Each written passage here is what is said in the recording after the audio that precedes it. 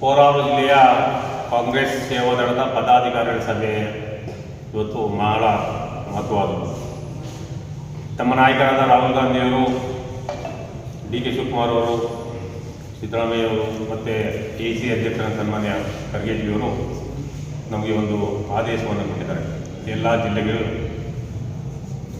ಏನು ಕಾಂಗ್ರೆಸ್ ಸೇವಾದಳದ ತರಬೇತಿ ಮಾಡಬೇಕು, ಕಡ್ಡಾಯವಾಗಿ 500 ಜನ ತರಬೇತಿದಾರರನ್ನು ಸಿದ್ಧತೆ ಮಾಡಬೇಕು.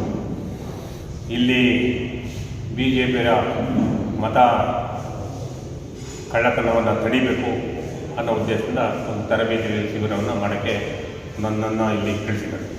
ಅದೇ ರೀತಿ ಇವತ್ತು ಎಲ್ಲ ಜಿಲ್ಲಾಧ್ಯಕ್ಷರು ಸನ್ಮಾನ್ಯ ಲಕ್ಷ್ಮೀನಾರಾಯಣವರು, ನಮ್ಮ ಹಿರಿಯರಾದಂಥ ಕೃಷ್ಣವರು, ನಮ್ಮ ಹಿರಿಯರು ವೆಂಕಟರಮಣಗೌಡ ಗಾಂಧಿಯವರು, ಯಾಕೆಂದರೆ ಸೇವಾದಳದಲ್ಲಿ ಭಾಳಷ್ಟು ವರ್ಷಗಳಿಂದ 40 ವರ್ಷಗಳಿಂದ ಕೆಲಸ ಮಾಡಿಕೊಂಡು ಬಂದಂಥ ಗಾಂಧಿಯವರು, ಮತ್ತು ನನ್ನ ಜಿಲ್ಲಾಧ್ಯಕ್ಷರಾದಂಥ ಹರಿನಾಥ್ ಅವರು ಮತ್ತು ರಾಜ್ಯ ಪದಾಧಿಕಾರಿಗಳು ಮತ್ತು ಎಲ್ಲರೂ ಜೊತೆಗೂಡಿ ಇವತ್ತು ಒಂದು ಸಭೆಯನ್ನು ಮಾಡಿ ಇದೇ ತಿಂಗಳ ಕೊನೆಯಲ್ಲಿ ಒಂದು ತರಬೇತಿ ಶಿಬಿರವನ್ನು ಮಾಡಬೇಕು. ಮತ್ತು ಅಕ್ಟೋಬರ್ 2ನೇ ತಾರೀಕು ಗಾಂಧಿ ಜಯಂತಿಯಿಂದ ಒಂದು ರ್ಯಾಲಿಯನ್ನು ಮಾಡಬೇಕು.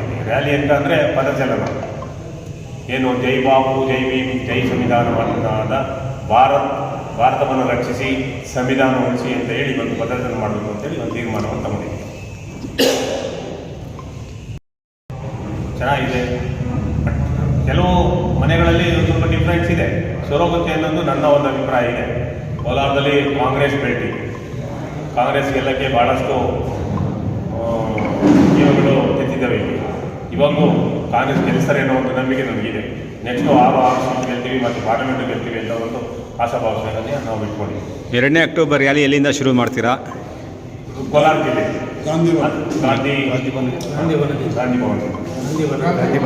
ಗಾಂಧಿವನ ಅಲ್ಲಿಂದ ನಾವು ಸ್ಟಾರ್ಟ್ ಮಾಡಿ ಮುಖ್ಯ ರಸ್ತೆಗಳಲ್ಲಿ ಒಂದು ಪಥಸಂಚಲನೆ ಅಟ್ಲೀಸ್ಟ್ ಒಂದು 4 ರಿಂದ 5 ಕಿಲೋಮೀಟರ್ ನಾವು ಮಾಡ್ತೀವಿ. ಮತಗಳ್ಳತನದ ವಿರುದ್ಧ ಅದೇ ನಾವು ಮಾಡ್ತಾ ಇದ್ದೀವಿ. ಈಗ ಏನೋ ಬೂತ್ ವೈಸು ನೇಮಕ ಮಾಡ್ತೀವಿ, BLA 1 and 2 ಮಾಡಿದ್ದೀವಿ, ಮತ್ತು ಬೂತ್ ಏಜೆಂಟ್ಗಳನ್ನು ಮತ್ತೆ ನಾವು ಸೇವಾದಳದಿಂದ ನೇಮಕ ಮಾಡ್ತೀವಿ. ಅವರು ಮನೆಗೆ ಹೋಗಿ ಎಷ್ಟು ಓಟಿವೆ, ಎಷ್ಟಿವೆ ಸೇರಿಸಿದರೆ, ಎಷ್ಟು ಬಿಟ್ಟೋಗಿವೆ ಅನ್ನೋದು ಹೇಳಿ ಚೆಕ್ ಮಾಡಿ ಬಂದು ನಮ್ಮ BLA 1 and 2 ಹತ್ರ ಹೇಳಬೇಕು. ಮತ್ತು ಜಿಲ್ಲಾಧ್ಯಕ್ಷ ಹತ್ರ ಹೇಳಿ ಅಲ್ಲೇನಾದ್ರು ಹೊಸದಾಗಿ ಸೇರಿಸಿದ್ದಾರೆ ಅಂದರೆ ಅವ್ರ ವಿರುದ್ಧ ಒಂದು ಕೇಸ್ ಬುಕ್ ಮಾಡೋದು, ಅದೆಲ್ಲ ಮಾಡೋಕ್ಕೆ ನಾವು ಅದು ಯಾವಾಗಿಂದ ಶುರುವಾಗುತ್ತೆ ಆ ಕೆಲಸ? ಅದು ಈ ತಿಂಗಳು ಅಂದರೆ ಇನ್ನೊಂದು ಈ ವೇರ್ ಅಂತಾದ್ರೆ ನಾವು 20-26ರಿಂದ ಶುರು ಮಾಡ್ತೀವಿ. ಎಲ್ಲ ಕಡೆಯೂ ಟ್ರೈನಿಂಗ್ ಕೊಟ್ಟು, ಎಲ್ಲ ಜಿಲ್ಲೆಗಳಲ್ಲಿ ಟ್ರೈನಿಂಗ್ ಕೊಟ್ಟಾದ್ಮೇಲೆ ಸಿದ್ಧತೆ ಮಾಡ್ಕೊಳ್ತಾ ಈ ಟ್ರೈನಿಂಗು. ಆ ಟ್ರೈನಿಂಗಲ್ಲಿ ಯಾವ ರೀತಿ ಈ ಮತಗಳನ್ನು ತಡೆಯಬೇಕು ಅಂತ ಹೇಳಿ ಒಂದು ಟ್ರೈನಿಂಗೇ ಮಾಡ್ತಾ ಇದ್ದೀವಿ. ಓಕೆ, ಎಷ್ಟು ಜನ ಸರ್? 500 ಜನ.